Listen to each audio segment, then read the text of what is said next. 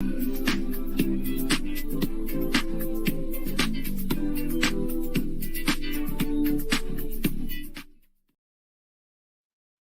what's going on? It's your favorite host, A. Millie, and I'm back with another episode of the Sip and Sit podcast. Now, I know I have been gone for a mighty long time, but I am back, baby. I am back, and I have the pleasure of having on our podcast Miss Felicia Higgins Walker. She is like the career destination expert. She knows everything about the workforce. She is the CEO of her company called the Focus Group by Felicia. She is a mom. And of course, I got to put this in here. She is a soror of the most outstanding, dynamic sorority known to everybody. That is Delta Sigma Theta Sorority Incorporated. Welcome my Sarah Felicia to the show. Hey, Billy, what's going on? Thank you so much for having me. Oh my goodness. I have been thinking about this since you invited me, and I'm like, okay, I got to get myself together. So thank you so much for having me.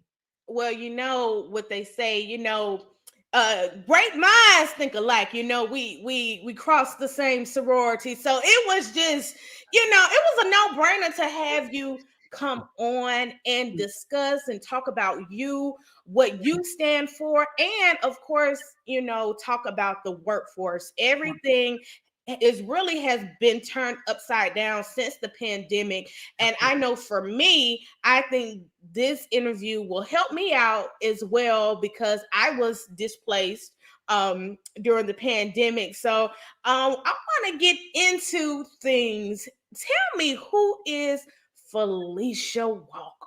Oh, you know what? I'm a lot of things. I wear a lot of hats. But I am a mom. I have 3 sons, ages 23, 21, and 16. I will be 50 years old, a fabulous 50 years old on May 31st. So wow. So happy early birthday. And can I say, you do not look like you are getting ready to enter the 50 club. Thank Like, you. I don't know, but it must be the jeans, the juice, honey, because you do not look like you're getting ready to step into 50. But you look good for stepping into 50. I will take it. Thank you so much. Thank you.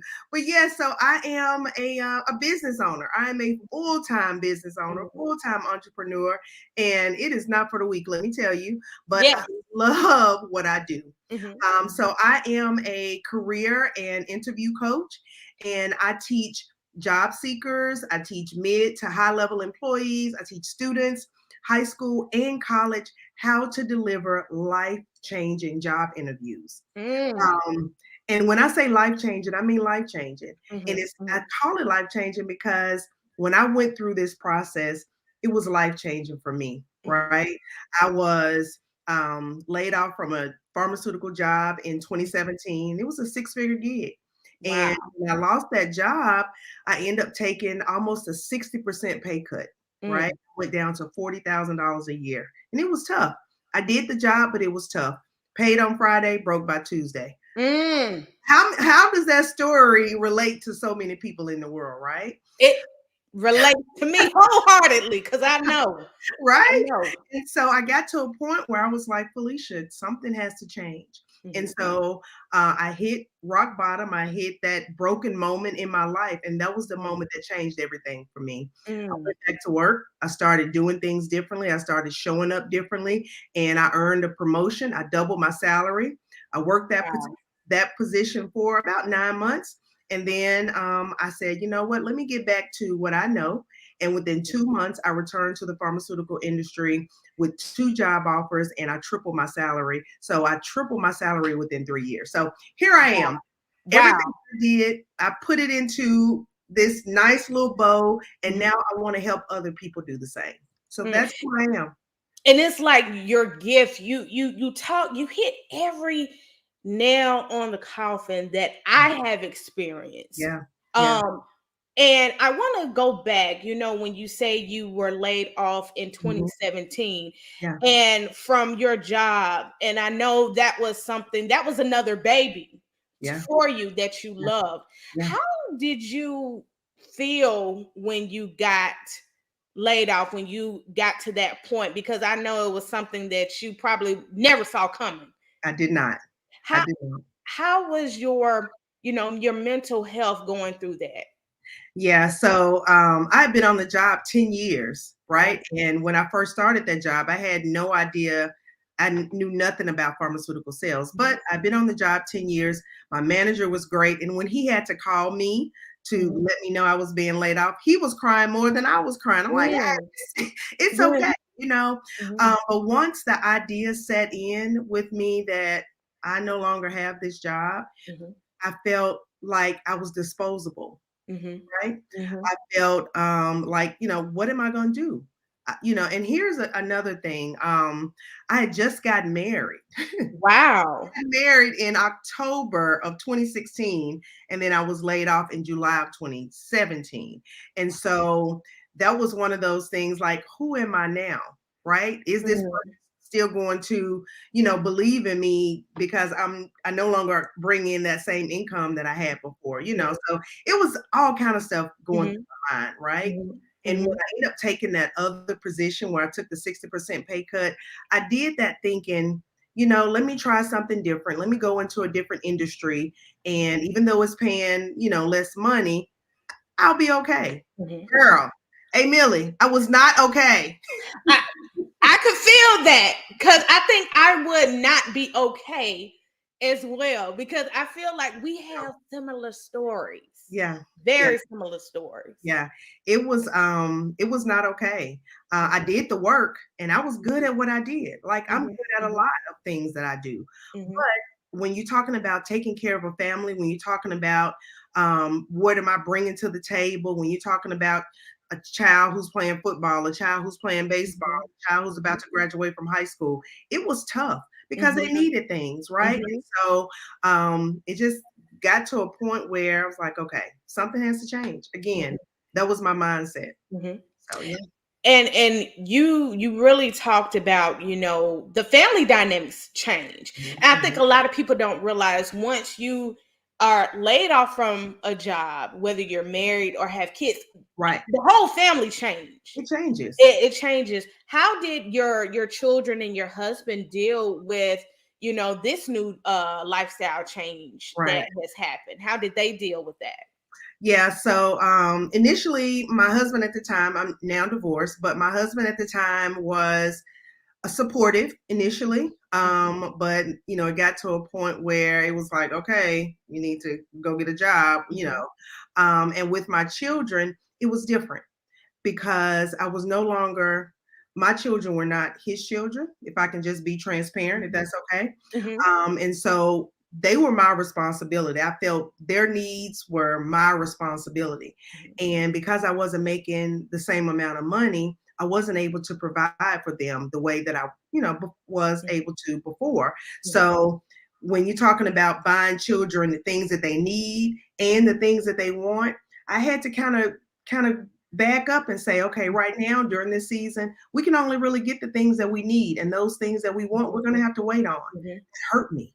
mhm, That was mhm, that was hurtful for me. It was embarrassing as a mom in front of my mhm, children. So that's just but my children rolled with it. They rolled mhm, with it, Mama, whatever you need, we got your back. Everything is gonna be okay. mhm. So, and as long as I had them, I was good. So And look at how you are now. You are better than good. Talk to yeah, me about you shifting gears yeah. and when you got back into the pharmaceutical company. How was that coming from, being laid off and going Mhm. through, like you said, hitting rock bottom? And I Yeah, think a lot of people, I have felt that and still yeah, currently feel like that. yeah, The being disposable, being unwanted, and yeah, all of your talents and all of your experience you feel has gone down the yeah, drain. How was it coming back from a dark place and feeling disposable yeah, back into what you knew? yeah, And how did you kind of transition from yeah, that? yeah. That's a great question. So for me, And I don't call it dwelling, but I always remembered those dark moments. There was a time when I took my kids into the grocery store during that time when I wasn't making a lot of money, and I had to put a whole basket of grocery back because I didn't have enough money in the bank. Card was declined twice, right? So it was always remembering those dark moments, always remembering those moments that freaking broke me down, right? And so when I went back into the pharmaceutical industry, tripling my salary, going back into a six-figure gig, right? It was gratefulness that I felt. It was, okay, this is where I am, and I will not take this for granted again. That was what it was. It was gratefulness because I remembered what it felt like not to be able to buy the needs and the wants of my kids at the same time. I remembered what I felt like when I had to put that basket of grocery back, at the grocery store and leave it there and go buy hamburgers for my kids off the dollar menu. I remember that. And I feel like that's what it takes to be able to transition, right? And those things that you have to do is remembering what those tough moments felt like. And as long as you remember what those tough moments feel like, then you'll do everything that you can so that you don't have to revisit that tough moment again. And I love how transparent you are. A lot of people I feel that go through dark moments aren't as transparent.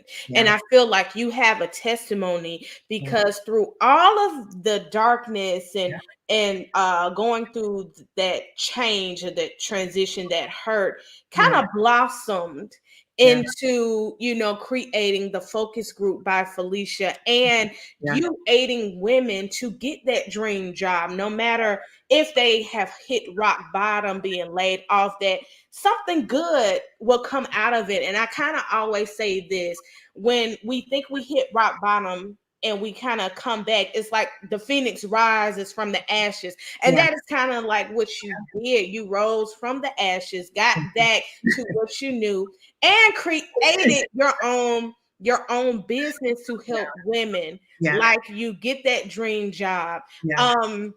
Tell me, how did your other baby, like I said, I feel like, as entrepreneurs, we are always pregnant with a passion. Where did this passion of creating the focus group came about?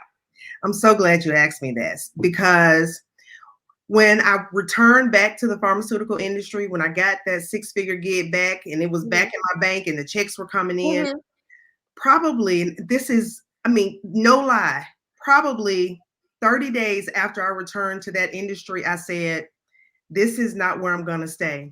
God put me here to show me how to do it so that I could show other people. I promise you, I said that.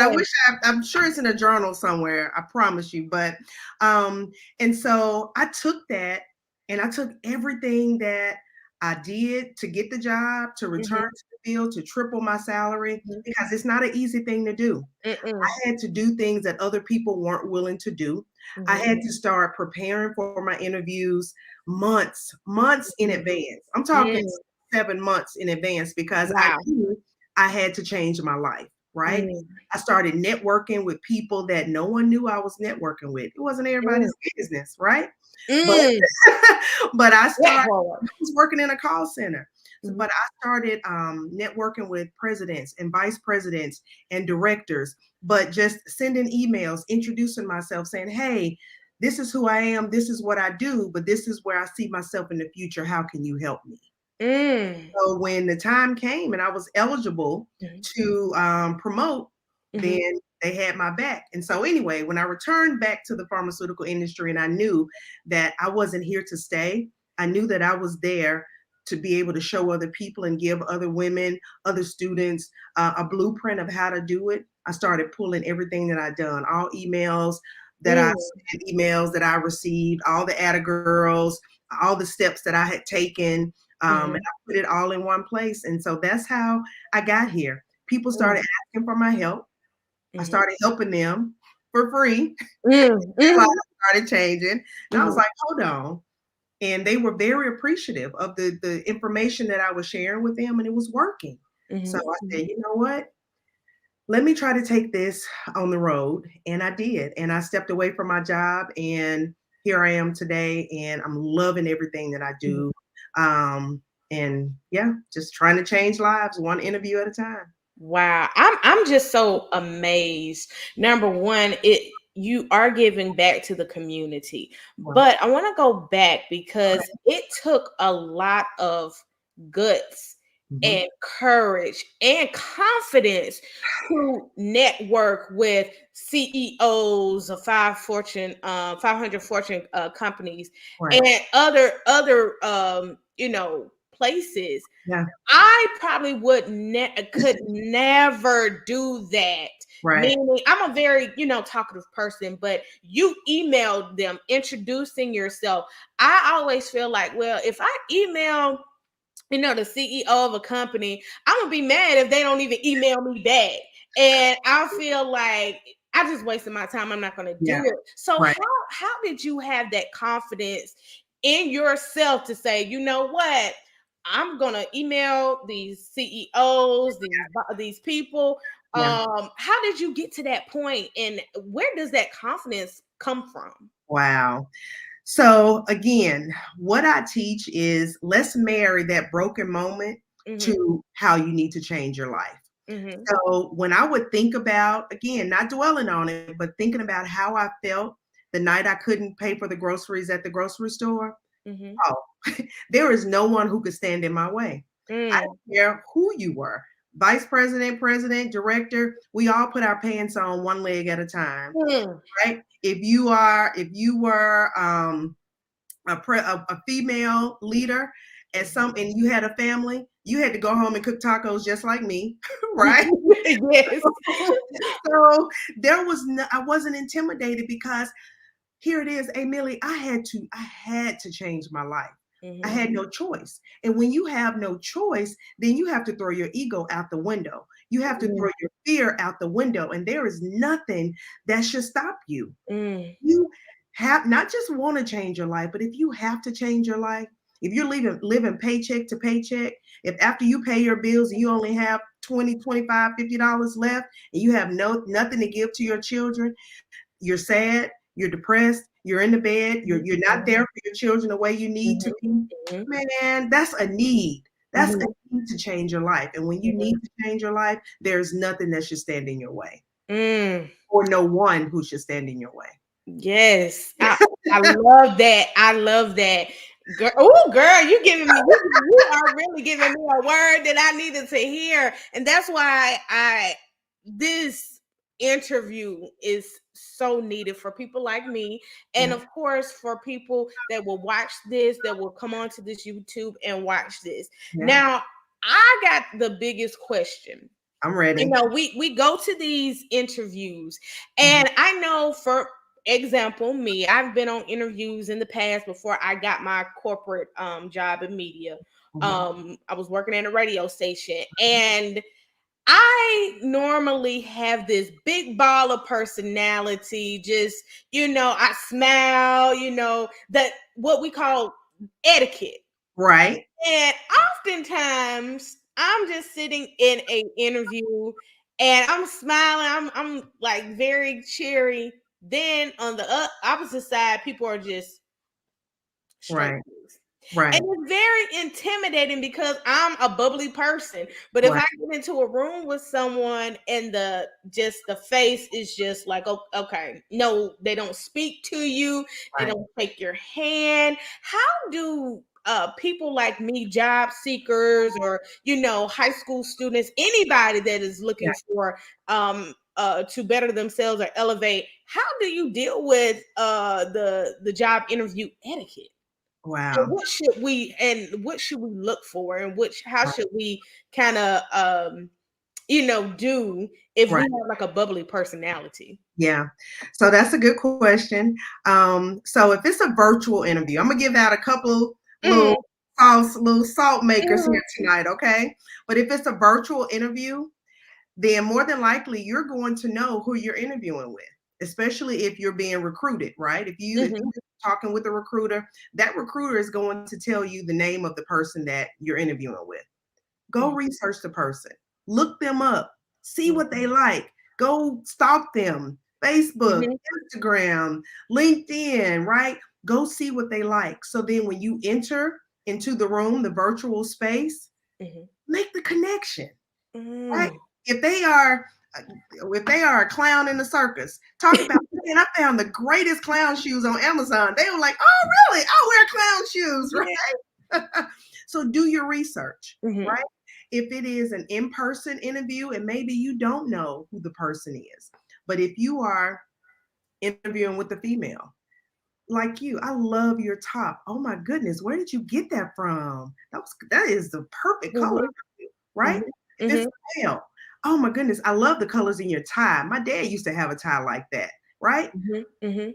Who doesn't love a compliment? A compliment will break down a wall every time. Mm. Now that's good to know. And I know in the past, even in my younger years, like trying to get that first corporate job when you're coming out of college, Yeah, I never knew things like that. I would be so timid and scared to yeah, even, open my mouth because what if I say something, dumb or right, stupid, or right. I can't pronounce, certain words? I would always feel like that.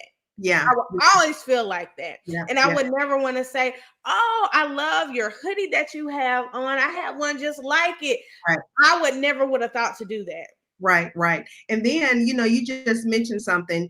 You don't want to mispronounce anyone's name. So you go Mm-hmm. in and you say, oh my gosh, I love your name, but I don't know how to pronounce it. How do you pronounce your name? Because I want to make sure I get it right throughout the interview. Mm-hmm. Mm-hmm. Right? I Mm-hmm. don't want to, sound crazy throughout the interview. And by the time I leave, you're mad at me because I didn't pronounce your name right. So it's about being transparent, right? Mm-hmm. If you're Mm-hmm. nervous about the interview, tell them, I am so nervous. I have been nervous all day, right? But I'm happy to finally be here. And they'll say, oh, don't be nervous, calm down. Mm-hmm. It's just us, right? Mm-hmm. Mm-hmm. Being transparent, giving a compliment, bringing both of you all back to the same level. So, Mm-hmm. mhm, I love that. This is me thinking about, that dream job because that brings me to my next question. okay, You help women get that dream job, that six-figure job. right, How can we master these interviews at these companies? And I feel like, we're trying to interview for a six-figure job. Like I said, I feel intimidated. Every time I get into an interview, I feel very intimidated right, because I'm like, okay, I'm trying to get to where you all are. right, And I feel like that little girl that is just out of college trying to get that job. And yeah, I have been on the opposite side where mhm, I have interviewed young people mhm, that were looking to work with me yeah, or work I don't want to say under me, but alongside of me as an assistant. mhm, So I've been on both ends of the spectrum. yeah, So how can we as women that are go-getters, that are passionate, how mhm, can we get that dream job? yeah. So that's a great question. For one, it's kind of like Allen Iverson. It's just Mm, practice. It's mm, practice. It's mm, practice. It mm, The interview is practice. And I keep saying that over and over again, it's practice. I host master classes where people can come and join, and I'll teach, how to answer those interview questions, like mhm, really according to what the companies are listening for and what they're mhm, looking for. I teach the art of networking, so I teach those in my master class. But again, it goes back to practice. Once you get, everything out of your head and onto paper, right, and mhm, you get out of your own way, it's mhm, just practice. mhm, Because you know how our parents used to tell us, you need to know your ABCs like you know the mhm, back of your hand. mhm, You need to know your experience. You need to know those successes, those failures, how you overcame. You need to know those things mhm, like you know the back of your hand. mhm, So mhm. I'll take the Allen Iverson way out and just say it's practice. And it is when you are going to these interviews. I feel like sometimes we get the recruiters, they call you and do the phone screening, and Yeah. I'm nervous even with the phone screening. I'm like, okay, when they say, well, tell me a little bit about yourself, even in a in-person interview, in a virtual interview. And I'm like, okay, what all do you want to know? Like, what should you tell employers that ask you those specific questions? Like, well, tell me about yourself. You don't want to tell everything because I'm a talker. I can go on and on about myself, but what should you specifically tell an employer Yeah. when they ask you that question? Yeah. So what I will say is to that, and I've gotten caught up with that too. I promise you. I that question. I talked about, oh, I pass your building all the time and I just would love to work for your company. What? Mhm. Right? Like, Yes. no, that is not it.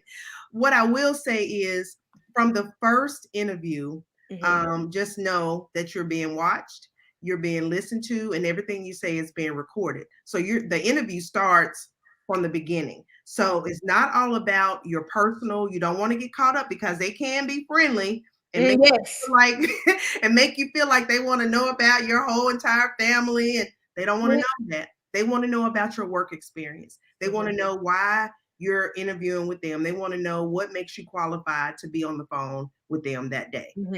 That's where your conversation has to be and has to remain. And I agree, with that. Like you said, we can get caught up talking about ourselves. And I might think, okay, well, you want to know about me? Let me just add a little razzle dazzle to it. And, but Yeah. you are right. We got to stay on topic. I'm here to inquire about the job, but we can kind of condense that down. I know another question I always get, and I think I've asked this in interviews when I was trying to hire somebody, was where do you see yourself in the next 5 years?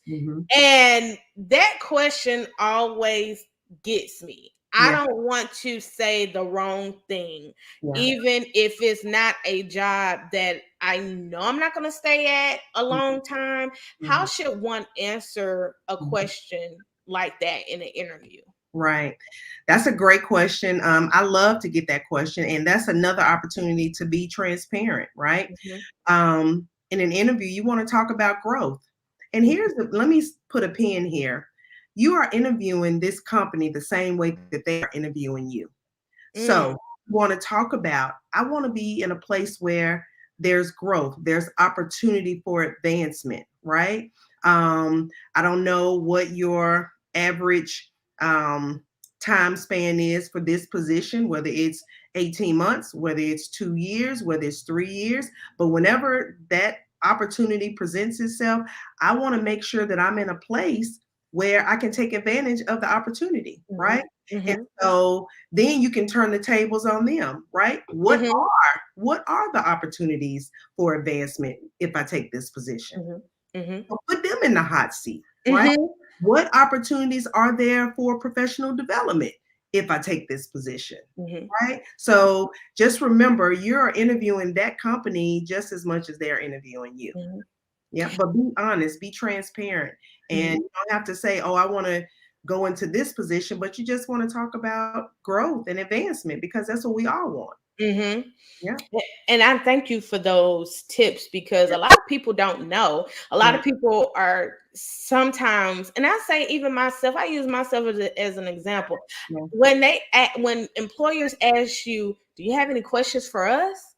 And there's always that one question, okay, about the salary. Yeah. That is that one question. But sometimes I feel like I don't ask the right questions. Like, like you just stated, is there opportunity for growth from this position? Like you said, putting them in a hot seat. And sometimes if I do ask that, they're kind of taken aback. They're like, Right. it's like Mary, you want to answer that question? Like they don't know. So and then it's like, oh, all right, yeah, answer that question. So I do get that. I do get that a lot. Especially like that last question when they ask, is there anything else for that you want to know? Right. What other questions in an interview should one ask employers? Yeah. What is another question that we can put them in a hot seat? Right. So I think in this day and age with the George Floyds, and I'm from Memphis, and so Mhm, now with the world is kind of having a conversation around Tyree Nichols, right? mhm, And so diversity and inclusion is a hot ticket right now. It's a hot topic with companies and corporations. And so one thing, and a lot of companies are writing out this whole diversity and inclusion mhm, um, segment or section, in their policy. But you want to ask, what is the culture of your company, mm, mm, right? How do I fit into the culture of your company? mm, mhm, Are there any moments of what are you doing to improve the culture of your company? mm. And I think that's huge because Yes. I feel like this is my opinion. Don't Mhm. come for me, but I feel like a lot of companies is good on paper, but what are you doing in real life? How Yeah. are you advancing? How are you opening up opportunities for people who are of different cultures Mhm, within your company? So I think that's mhm. a great question. And I like that question. Coming from a person that has worked for, you know, I say, how can I put this?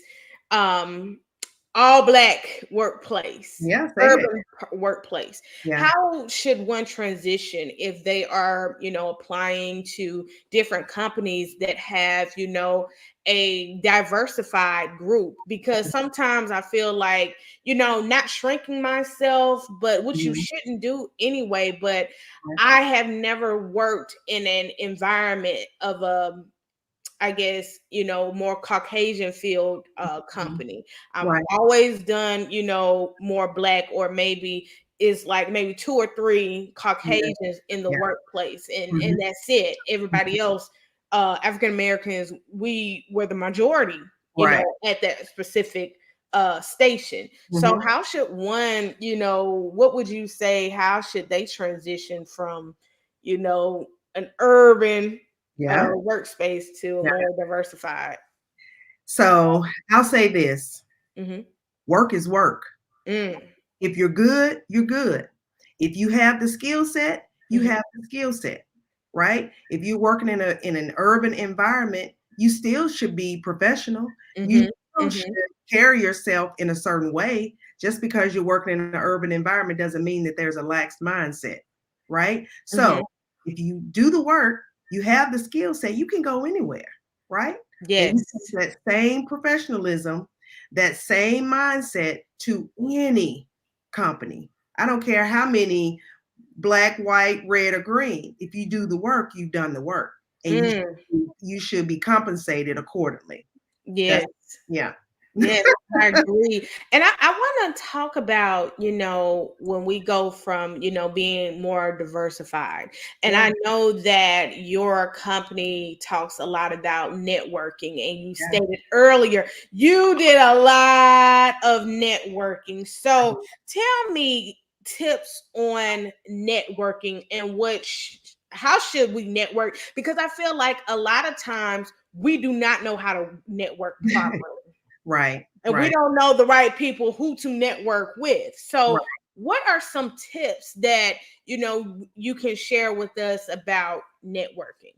Yeah. So that's a great question. I think I would initially say get ready, stay ready, so Mm, that you don't have to get ready later. that part. That part. It's be ready, stay ready, so you don't have to get ready, Mhm, right? So when the opportunity presents itself, when that president walks in and they are giving a speech to your department, mhm, and after the speech is over, now here it is, after the speech is over and everybody is ready to leave and go to lunch, you don't leave with everybody. And your friends are like, girl, come on, let's go such and such before they close. I'll meet up with you. That's what you say. mhm, I'll meet mhm, up with y'all. Wait, I'll be there in a minute. You hang back. You introduce yourself. You go up and introduce yourself. mm, Throw the fear out the window. Throw the ego out the window. You go up and you introduce yourself. Hi, mm, my name is Alicia. This is what I currently do for the company, right? But mhm, this is where I see myself in the future. How mhm, do I get on your schedule? How do I get some time on your calendar so that I can learn more about your journey? mm, All leaders want to talk about their journey. Mm. Whether they are president, vice president, or director. They didn't start there. They had Mhm. to start somewhere at a different level, a lower level, and move Mhm. their way up. Leaders love talking about themselves. Leaders love talking about their successes and how they got to where they are. Get some time with them and learn what it is they did to get to where they are and see if they'll be willing to share their blueprint. Right. So Mhm. that's my number one tip. I tell everybody that don't hang back. Yeah. Get a card. My name, this is it. My name is, I currently do this for the company, but I see myself doing this in the future. How do Mm. you get on your calendar? I love that. I love that. And I have an experience. When you just said, hey, if people telling you, hey, come on, let's go, it's time to eat, we're not trying to talk to nobody else. Let's go. And I have been in situations whereas I did hang back and I did network, and still to this day I keep in contact with those certain people Yeah, in media. How do you deal with, and this has happened before, where you have those bosses, even though you work for the same company, a supervisor maybe over you, but they kind of block you from even networking with someone else inside the company that mhm, is higher up? How do you deal with that, or what advice would you tell women yeah, that have dealt with that and still currently deal with that? How do yeah. you kind of maneuver around that? You go outside your company Mm. because your company is not the only, and forgive me, don't come for me. But you look for mentors outside of your company. Mm. You look for mentors, maybe within your friend zone, because your friend may be a director, but because they're your friend, you don't approach them in a professional way. Mm. You continue to keep that friendship, right? Mhm. But you never Mhm. cross the line and say, "Dang, my friend is a director, and I've never really talked to her about." Mhm. Like y'all are Mhm. friends, right? Mhm. So Mhm. I think at that point you seek out mentorship outside of your department, maybe Mhm. outside of your company. For me, when I was working that job in the call center, it was about seeking out mentors outside of the department that I worked in, because Mhm. I wanted to know, that was career exploration for me. I wanted to know what else, what other departments are at this company? What else can I do? Right. Mhm. So then I would seek conversations, even if it's not mentorship, but conversations with people outside of my department, because they may be doing something that I could easily transfer my skills to. Right. Mhm. It's about, if you're feeling blocked where you are, it's about seeking mentorships and conversations outside of your department, outside of your company, right? Mhm. Mhm. Yeah. I'm glad that you did touch on that because um at my old company, it was always like that. You couldn't talk to the higher ups. It was Yeah. always someone, or kind of blocking Yeah. me to get to that point, or he didn't allow me to be around certain people in a Yeah. sense, and I had to go out. Like you said, I've done that before. I had to go outside of the comfort Mhm. zone. I had to Mhm. do that to get to a certain person within the company. Yep. And it's sad that we deal with things like that, and a lot of women do, and they don't talk about it. They don't really, they don't talk about it. But I've always said, I'm going to use my voice and my Yeah. experiences Yeah. to shine light on this, Yeah. especially in the corporate world. And you know what I Especially hate? in the corporate world. You know what Mhm. I hate? When it's us holding us back. and Oh, that and that's what it was with me. It was us yeah. was blocking, Yeah. kept blocking. And Yeah. I never understood that. I feel like everybody else in different races, they'll look out for their own. But when it comes to us, it's a fear of, the older people, older than us, Right. Better. have that fear, like, oh, I gotta stop this. I gotta nip this in the bud before it even Yeah. starts. And I Right. and that's something that I feel as though in the workplace, even when you go in interviews and things, Yeah. it's always us trying to block. And I Yeah. never understood that. And And that's still don't. why I'm here. That's why I created Mhm. this company, because when I was going through everything I was going through, I knew that I wasn't going through it for me. I knew I was having this experience so that I can help other people. Mhm, mhm, And that's why I mhm, created this company. And I mhm, am trying my best to reach the masses mhm, because mhm, I've created the blueprint and I want to say, let me help you, right? mhm, Like you said, no one is coming to us. I didn't mhm, learn this in college. I didn't mhm, learn this in high school. When I graduated from college, the Career Center wasn't working for me. And I'm a graduate of the University of Tennessee, Knoxville. And they had a great Career Center, but I didn't know how to make the Career Center work for me. mm, mm, mhm, Right? So, mhm, yeah, so a lot of us don't know, didn't know, and still don't know. mhm. And I like how you touched on, like, in college, I feel like um me myself graduating from Alabama State University, I Mhm. feel like the students now, and Mhm. I think it's with Generation Z, Yeah. they have they have so much more than we had when we were in college and even in high school. I feel like now people like that have their own businesses like you, which you do, you help prepare students for the workforce Right, for more. right. And I never had that when I was coming up. It was always okay, your parents, they prepare you or whatever. Yeah, But really, it was like we had to prepare ourselves. Nobody had businesses that really kind of catered to us, right, especially our skin tone. right. So when we talk about students and how to prepare them for the workforce, what Yeah. advice do you give to students that you work with on a daily basis, how to prepare them if they don't go to school, or even if they go to school and they still want to get a job? How do you prepare them? Yeah, so, it's interesting you asked that question. I've had a conversation with several leaders within the HBCU community, Mhm, and the conversations have been, a lot of companies and corporations will come to campus to recruit, mhm, but there's a large majority of students that can't get past the first and second interview, right? mm, Because they don't mhm, know how to interview, or they mhm, don't have the experience. And because they don't have the work experience, they don't know how to translate their school experience into a job skill, right? To talk mhm, about in an interview.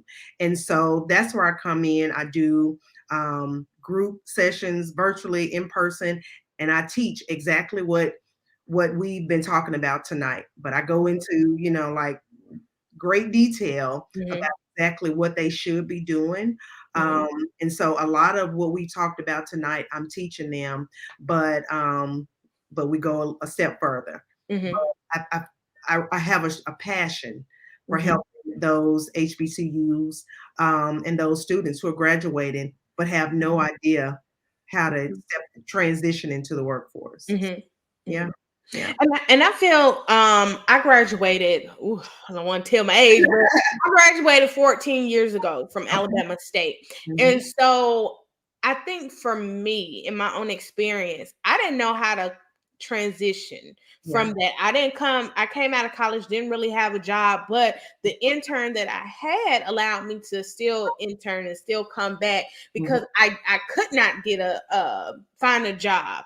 it, Right. it is very hard when you coming out of college, especially at a HBCU, and Yeah. you are in the arts field. Like I was a communications major, radio, TV, so there weren't a lot of jobs open. They Right. wanted students that had experience, and I did not know how to kind of interview when it came to those jobs. I would apply, but then there would be nothing. There Right. would be no interview. Even if you got an interview, you won't make it to the second round. Right. And I would get so discouraged, Yeah. even as an adult.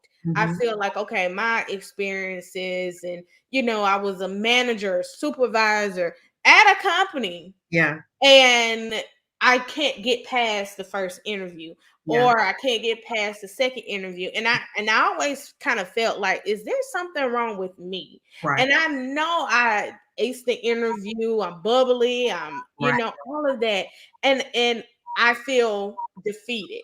And I Yeah. don't know if you had ever experienced that, coming up and Mhm. getting these jobs and now preparing others, Mhm. um, how to make it past the first and second interview. Do Yeah. you ever kind of talk to students or adults that Mhm. feel like that feel like I just want to give up? It's just nothing moving. Like what advice would you give someone like me Yeah. or anybody else like they kind of feel stagnant Yeah. in a sense? So I graduated in 94.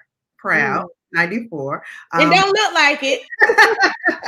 thank you again. But like you just said, there was a different time, Mhm, right? I didn't know, internet was just coming about and all of that. So I didn't know how to research companies. mhm, So for someone like you, for a student coming out of college right now, it's about research. It's about LinkedIn. It's about making sure your mhm, profile is clean, right? mhm, It's about mhm, making sure that they know who you are on your LinkedIn. It's about making sure mhm, that LinkedIn matches your resume, right? It's mhm, about mhm, making sure your social media is cleaned up because that is the first place that a lot of companies will go. Because when we interview, we're taking our representative in the room. They're going to your social media to see who is this person for real, mhm, making mhm, sure that everything matches, mhm, right? It's a different day and time. For students coming out of college. And when I came out, I majored in human services, social work, right? So, and mhm, I didn't know. I worked my intern. I'm kind of like you. I continued internship after graduation. And I had sorors who were coming out, engineers and chemists, and mhm, mhm, how did they, so for a long time, I think if I can be honest, I felt like I wasn't even worthy. Like I didn't mm. in Yes, major, or I should have majored in something else, yes. because I didn't come out making 80, $90,000 a year. Mhm, But experience has taught me, right?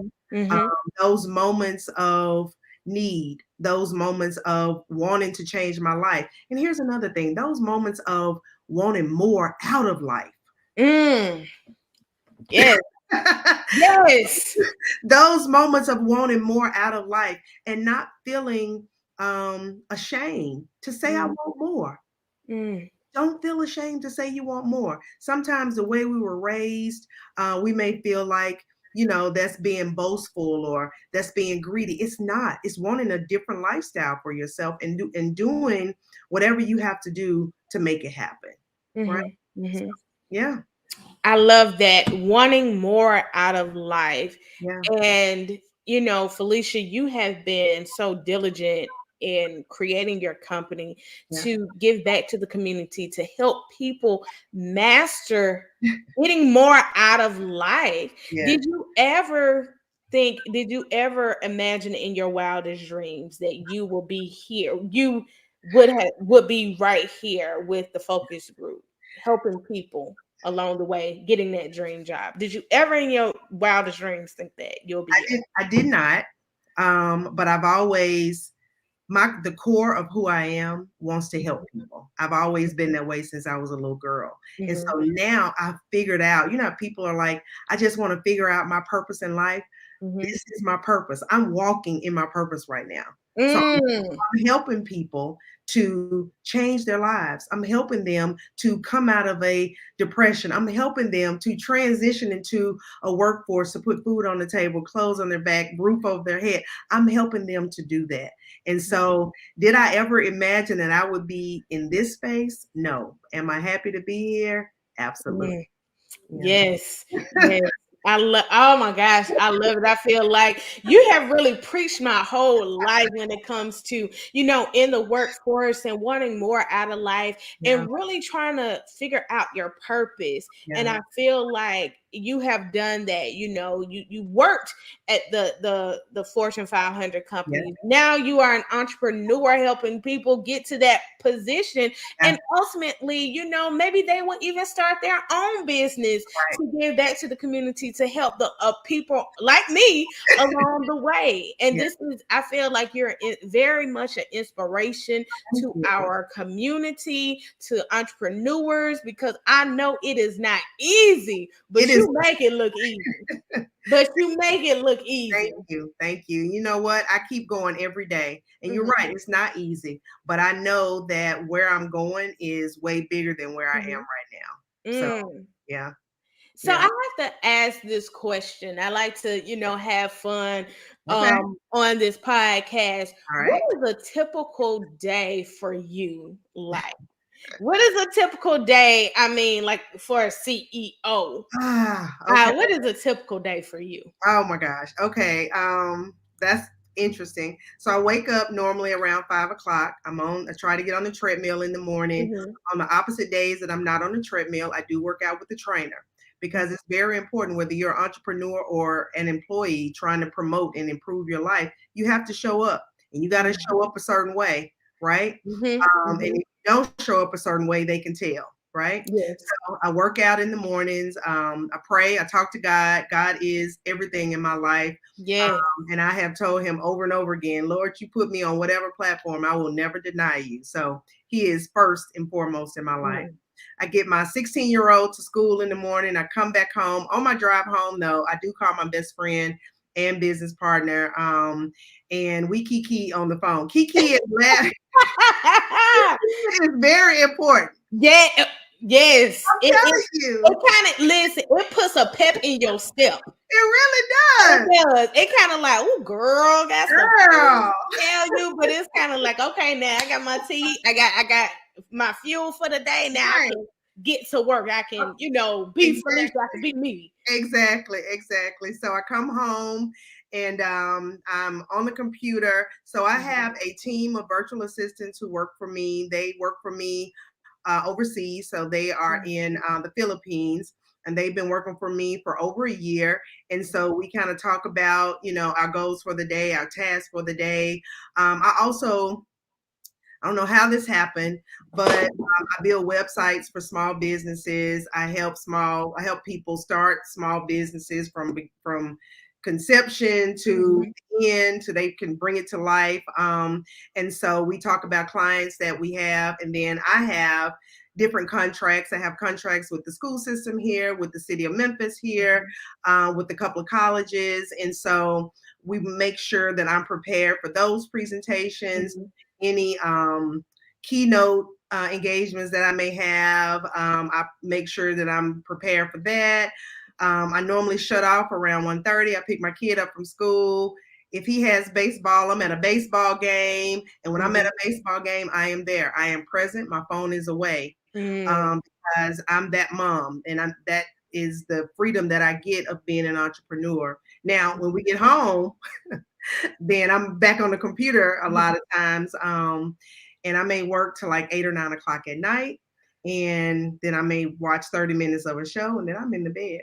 Wow. Do it all over And again. you do it all over again Yeah. and still have that gorgeous face, honey. And I feel like, you wear a lot of hats. I Because do. when you were saying I have this at this time, it's Yeah. very well structured. Yeah. And I'm like, oh wow, yeah, she is busy. And when you say I really respect how you are that mom. Like you Yeah. kind of turn off Yeah. your busy life Yeah. for the business side, Right. and then because being a mom is 24/7, Right. but it's like you hey, I don't bring my phone, I don't have that, they can wait after my son's game, then I'll go back to it. But I loved how you said that. I kind of just turned that off because I know it must be hard to juggle everything at Yeah. once. It is. It is. But I make sure that I am open with my baby because he's the baby. My older children are older, but I Mhm, make sure I'm open with him to say, just know that everything I'm doing for you and your brothers, right? mm, All the hard work I'm putting in, all the meetings that I take, all the conversations that I have while I'm in the car and we're driving home, and you can listen to my conversations. It's mhm, because I'm trying to create a better life for you, not only you, but the children that will come from you later on in life. I have three sons, so I'm raising kings. I'm raising somebody's husbands, somebody's mm, fathers, right? So I want mm, to make sure that I'm their first female role model, and I want to make sure that they understand why I'm working so hard, right? Why I have to take moments away. But yeah, it's important. All of it is important. And I love it. And you do it so eloquently, and I love it. And like I said, you are such an inspiration to Thank so you. many women out there. Oh, wow.